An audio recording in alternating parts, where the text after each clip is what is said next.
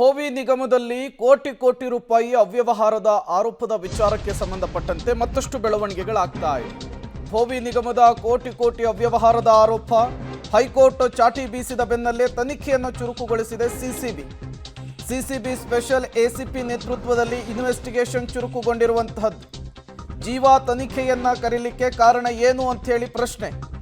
ಜೀವಾ ಅಕೌಂಟಿಗೆ ಹಣ ವರ್ಗಾವಣೆ ಆಗಿತ್ತಾ ಅನ್ನುವಂತಹ ಆಂಗಲ್ನಲ್ಲೂ ಕೂಡ ತನಿಖೆ ಆಗ್ತಾ ಇದೆ. ಇನ್ನು ಘಟನೆಗೆ ಸಂಬಂಧಪಟ್ಟಂತೆ ಎವಿಡೆನ್ಸ್ ಅನ್ನ ಕಲೆ ಹಾಕಲಿಕ್ಕೆ ಸಿಸಿಬಿ ಮುಂದಾಗಿರುವಂತಹದ್ದು. ಉದ್ಯಮಿ ಜೀವಾ ಡೆತ್ ನೋಟ್ ಅನ್ನ ಎಫ್ಎಸ್ಎಲ್ಗೆ ಕಳುಹಿಸಲಿಕ್ಕೂ ಕೂಡ ಸಿದ್ಧತೆಯಾಗಿದೆ. 13 ಪುಟಗಳ ಡೆತ್ ನೋಟ್ ಅನ್ನ ಬರೆದಿಟ್ಟಿದ್ದಾರೆ. ಅದರಲ್ಲಿ ಡಿವೈಎಸ್ಪಿ ಕನಕಲಕ್ಷ್ಮಿ ಅವರ ಕಿರುಕುಳವನ್ನ ಉಲ್ಲೇಖಿಸಿರುವಂಥದ್ದು. ಆ ಡೆತ್ ನೋಟ್ನಲ್ಲಿರುವಂತಹ ಅಕ್ಷರ ಹ್ಯಾಂಡ್ ರೈಟಿಂಗ್ ಜೀವಾ ಅವರದ್ದ ಅಂಥೇಳಿ ಕನ್ಫರ್ಮ್ ಮಾಡ್ಕೊಳ್ಳೋದಕ್ಕೆ ವಿಧಿವಿಜ್ಞಾನ ಪ್ರಯೋಗಾಲಯಕ್ಕೆ ಎಫ್ಎಸ್ಎಲ್ಗೆ ಆ 13 ಡೆತ್ ನೋಟ್ನ ಪ್ರತಿಯನ್ನು ಕೂಡ ಕಳುಹಿಸಿಕೊಟ್ಟಿರುವಂಥದ್ದು. ನಿನ್ನೆ ಅಷ್ಟೇ ಹೈಕೋರ್ಟ್ ಚಾಟಿ ಬೀಸಿತ್ತು ತನಿಖಾಧಿಕಾರಿಗಳಿಗೆ.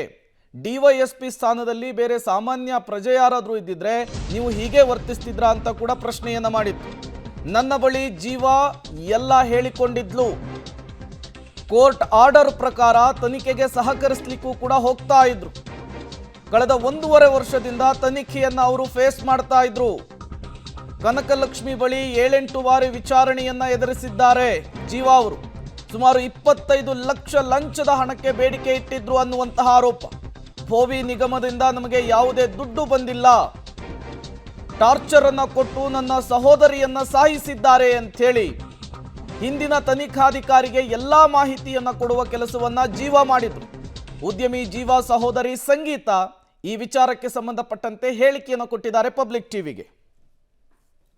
ಜೀವಾ ಆತ್ಮಹತ್ಯೆ ಪ್ರಕರಣದಲ್ಲಿ ಡಿವೈಎಸ್ಪಿ ಕನಕಲಕ್ಷ್ಮಿ ಮೇಲೆ ಗಂಭೀರ ಆರೋಪಗಳು ಕೇಳಿಬರ್ತಿದೆ. ಅವರ ಟಾರ್ಚರ್ನಿಂದಲೇ ಈ ರೀತಿಯಾದಂತಹ ಸಾವಾಗಿದೆ. ಹೀಗಾಗಿ ಇದರ ತನಿಖೆಯನ್ನ ಸಿಸಿಬಿಗೆ ವಹಿಸಿದ್ರು ಕೂಡ ಇನ್ನೂ ತನಿಖೆವಾಗಿಲ್ಲ. ಹೀಗಾಗಿ ಸಿಬಿಐನಿಂದ ತನಿಖೆಯನ್ನು ನಡೆಸಬೇಕು ಅನ್ನೋ ನಿಟ್ಟಿನಲ್ಲಿ ಹೈಕೋರ್ಟ್ಗೆ ರಿಟರ್ನ್ ಸಹ ಹಾಕೊಳ್ಳಲಾಗಿದೆ. ಈ ಬಗ್ಗೆ ಮಾತಾಡಲಿಕ್ಕೆ ಜೀವಾ ಅವರ ಸಹೋದರಿ ಸಂಗೀತ ಅವರು ನಮ್ಮ ಜೊತೆ ಇದ್ದಾರೆ. ಮೇಡಮ್ ನಮಸ್ತೆ. ತಾವು ತಮ್ಮ ಸಹೋದರಿ ಯಾವ ಒಂದು ಕೇಸ್ನಲ್ಲಿ ವಿಚಾರಣೆಗೆ ಹೋಗ್ತಿದ್ರು ಮತ್ತೆ ಯಾವ ರೀತಿ ಕಿರುಕುಳ? 6 ಆಫ್ ಕ್ರೈಮ್ ನಂಬರ್ 56 ಆಫ್ 23 ಅಂತ ಸಿದ್ದಾಪುರ ಕೇಸ್ದಲ್ಲಿ ಒಂದು ಪ್ರಕರಣ ದಾಖಲಾಗಿರುತ್ತೆ. ಅದಕ್ಕೆ ರಿಲೇಟೆಡ್ ಎನ್ಕ್ವೈರಿಗೋಸ್ಕರ ಲಾಸ್ಟಲ್ಲಿ ಒಂದು ಲೈನ್ FIR ನೋಡಿದ್ರೆ ನಿಮಗೆ ಗೊತ್ತಾಗುತ್ತೆ. ಅನಿಕಾ ಎಂಟರ್ಪ್ರೈಸಸ್ ಅಂತ ಸೇರಿಸಿರ್ತಾರೆ. ಅದಕ್ಕೆ ರಿಲೇಟೆಡ್ ಆಗಿ ಅವಳು ಇನ್ವೆಸ್ಟಿಗೇಷನ್ಗೆ ಕೋಆಪರೇಟ್ ಮಾಡಿರ್ತಾರೆ ಸರ್. ಈಗ ವಿಚಾರಣೆಗೆ ಹೋದಂತಹ ಸಂದರ್ಭದಲ್ಲಿ ಯಾವ ರೀತಿ ಕಿರುಕುಳ ಆಗ್ತಿತ್ತು? ಲಂಚಕ್ಕೆ ಏನಾದ್ರು ಬೇಡಿಕೆ ಇಟ್ಟಿದ್ರಾ? ಯಾಕೆ ಅಷ್ಟರ ಮಟ್ಟಿಗೆ ಮನನೊಂದು ಆತ್ಮಹತ್ಯೆ ಅಂತ ನಿರ್ಧಾರವನ್ನು ಕೈಗೊಂಡ್ರು? ಈ ಬಗ್ಗೆ ತಮ್ಮ ಸಹೋದರಿ ಏನಾದ್ರು ಹೇಳ್ಕೊಂಡಿದ್ರಾ? ಸರ್, ನಮ್ಮಕ್ಕ ಒಬ್ರಿಗೂ ಹರ್ಟ್ ಮಾಡಿ ಮಾತಾಡೋವಂಥವ್ರಿಲ್ಲ. ಒಂದು ಕೆಟ್ಟ ಮಾತು ಸಹಿಸೋವಂಥವ್ರಲ್ಲ.